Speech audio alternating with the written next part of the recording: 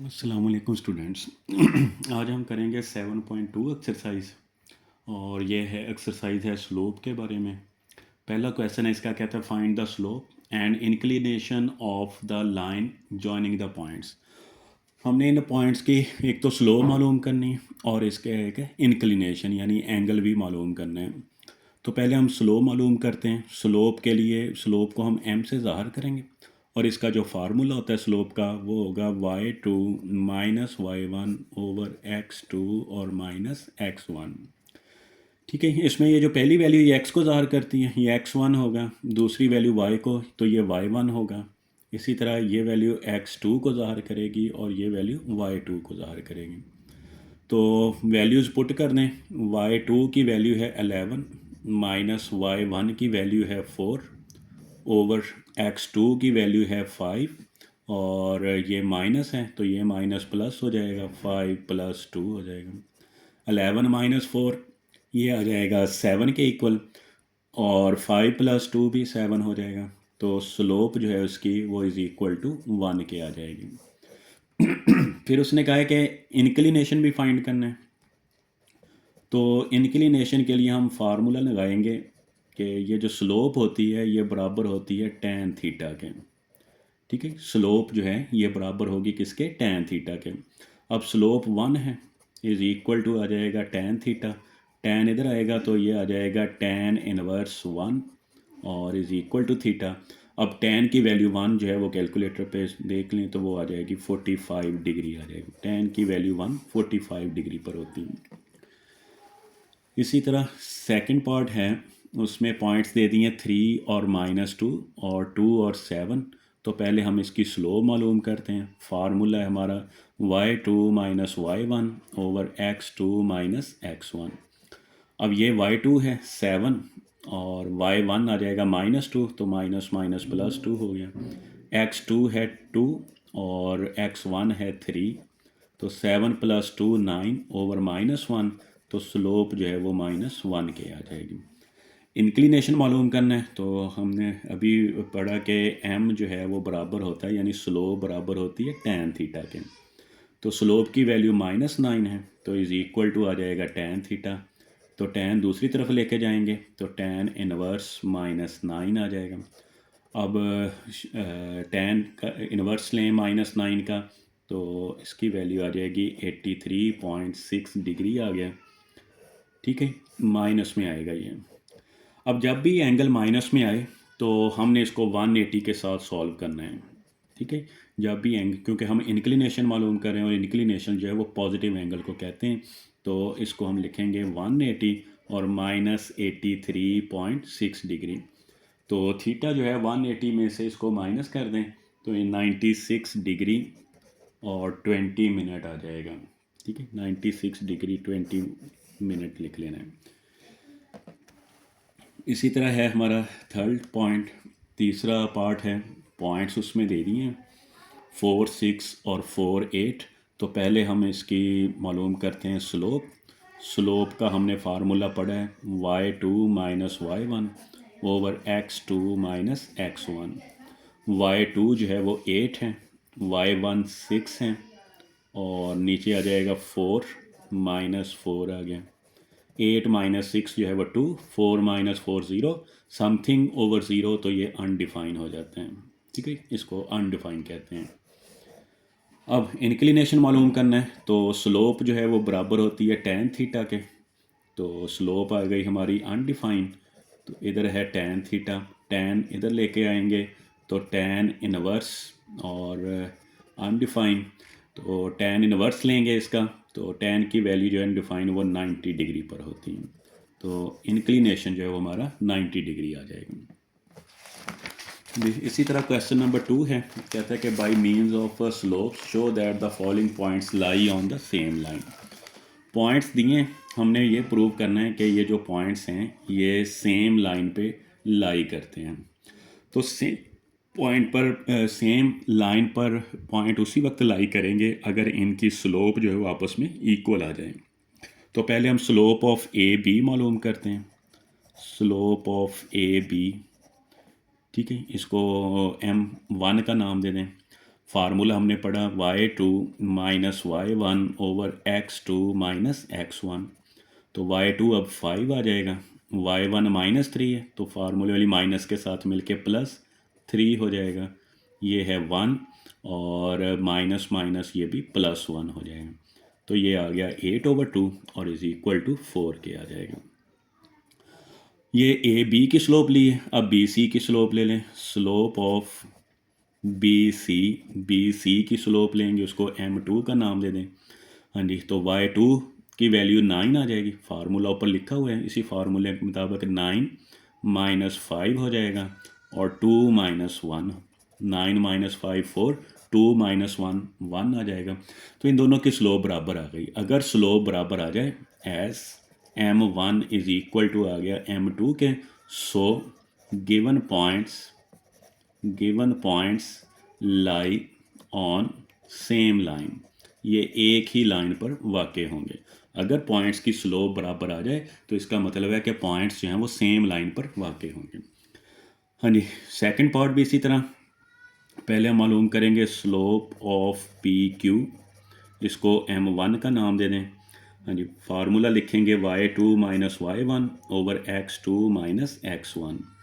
y2 की value 5 है, y1 minus 5 तो माइनस माइनस प्लस 5 हो जाएगा, x2 7 और माइनस 4, तो 5 प्लस 5 10 और 7 माइनस 4 3 आ जाएगा। फिर क्यू आर की स्लोप मालूम करते हैं, स्लोप ऑफ क्यू आर, तो ये इज़ इक्वल टू आ जाएगा m2 के। हाँ जी, 15 माइनस 5 आ जाएगा, y2 की वैल्यू 15 है, y1 5 है, और दूसरी आ जाएगी 10 माइनस 7, तो ये भी 10 और 10 माइनस 7 3 आ जाएगा। तो एस m1 जो है वो m2 के इक्वल आ गया, तो लिख देंगे given points lie on same line, ये सेम लाइन के ऊपर वाक़ होंगे। जी, अब आ जाएं थर्ड पार्ट की तरफ। तो इसमें भी सेम वही काम हम करेंगे। पहले हम लिखेंगे कि स्लोप ऑफ एल एम की स्लोप निकालें, m1 का नाम दे दें।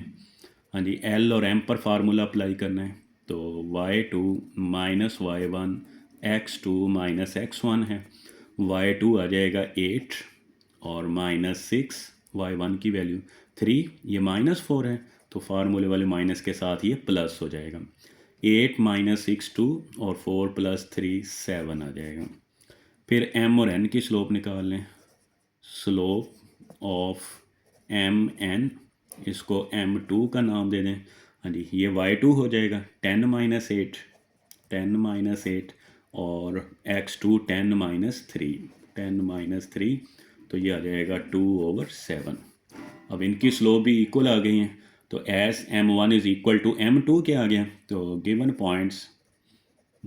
Points lie on same line आ जाएगा। हाँ जी, अब आ जाएं इसके फोर्थ पार्ट की तरफ। x, y और z की वैल्यू दी हुई है, तो पहले हम मालूम करते हैं slope of x y, m1 का नाम दे दें। फार्मूला है y2 minus y1 over x2 minus x1। अब ये y2 की वैल्यू है a प्लस b और y1 की वैल्यू आ जाएगी 2b, तो माइनस 2b हो जाएगा।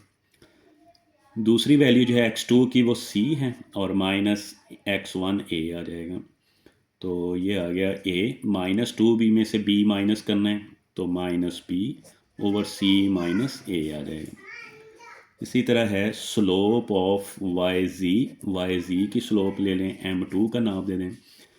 हाँ जी, y2 की वैल्यू आ जाएगी 2a और y1 की वैल्यू a प्लस b, तो माइनस की वजह से इसके साइन चेंज हो जाएंगे, माइनस a और माइनस b हो जाएगा, ओवर 2c माइनस a और माइनस c आ जाएगा। तो 2a में से a माइनस करेंगे तो a आ जाएगा, a माइनस b, और नीचे है 2c में से c माइनस करना है, c और माइनस a आ जाएगा। ठीक है, तो अब ये दोनों स्लोप जो हैं वो सेम आ गई हैं, तो क्या स्टेटमेंट लिखनी है, as m1 is equal to m2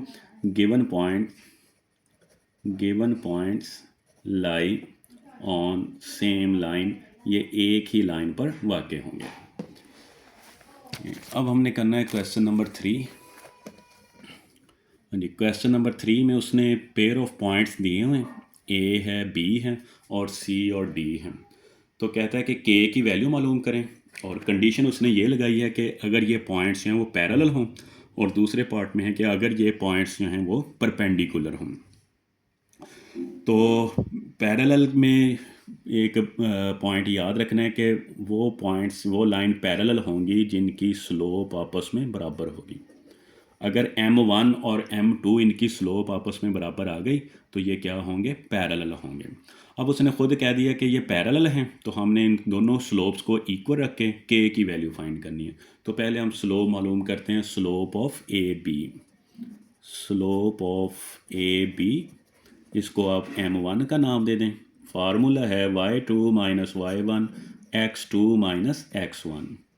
तो m1 इज़ इक्वल टू आ जाएगा y2 की वैल्यू जो है ए बी के ऊपर हम अप्लाई कर रहे हैं -6 और y1 -3, x2 की वैल्यू आ गई k और x1 की वैल्यू 7। तो ये हो जाएगा अब -6 -3 -9 ओवर k -7। ये हमारे पास पहली स्लोप आ जाएगी। फिर निकालें सी डी की slope. Slope of C D की स्लोप निकालनी है, उसको m2 का नाम दे दें। तो formula y2 minus y1 4 minus 5 over आ जाएगा -6 और माइनस माइनस प्लस 4, -6 प्लस 4 हो जाएगा। 4 माइनस 5 -1, -6 में से 4 -2, तो ये इज़ इक्वल टू आ गया 1/2।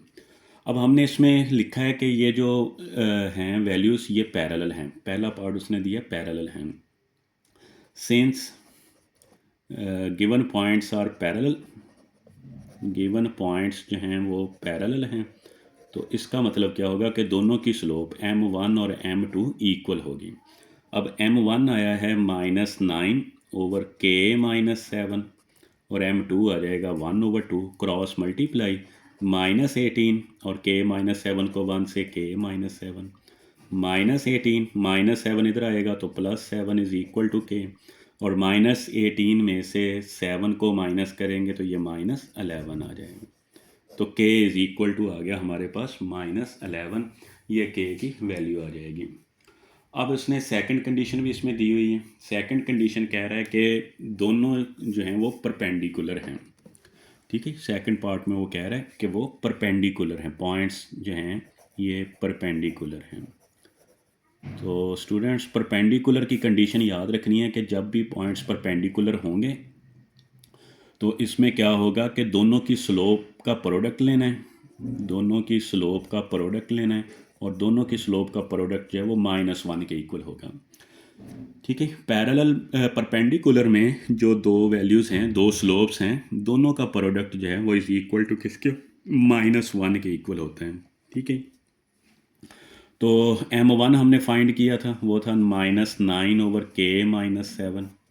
m2 हमने फाइंड किया था, तो m2 की वैल्यू आई थी 1/2 और इज़ इक्वल टू आ जाएगा -1 के। ऊपर आ गया -9, 2 को मल्टीप्लाई कर दें, 2k -14 इज़ इक्वल टू -1, तो ये आ जाएगा -9, ये उधर जाकर मल्टीप्लाई, तो -2k + 14 हो जाएगा, -2k इधर आकर +2k हो गया, 14 -9 इधर आकर +9 हो जाएगा। तो 2k 14 + 9 23, हमें k की वैल्यू चाहिए, 2 उधर जाकर डिवाइड हो जाएगा, तो k इज़ इक्वल टू 23/2 के आ जाएगा।